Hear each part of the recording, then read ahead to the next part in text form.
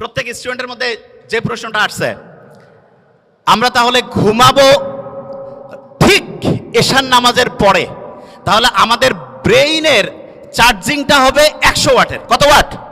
100। আচ্ছা, পড়ার ক্ষেত্রে মোস্ট ইম্পর্টেন্ট, ব্রেইনে কোন ওয়েভ দরকার? Alpha wave.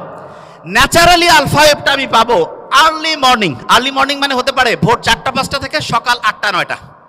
এই সময়ে ব্রেইনে আলফা ওয়েভ থাকে এবং আলফা ওয়েভের ঢেউ প্রত্যেক মুহূর্তে 8 থেকে কত?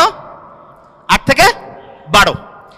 এই সময়ে 1 ঘন্টায় যে পড়া হবে, দিনের অন্য সময় যখন ব্রেইনে আলফা ওয়েভ নাই, ওই সময় ওই 1 ঘন্টার পড়া পড়তে 4-5 ঘন্টা লাগবে।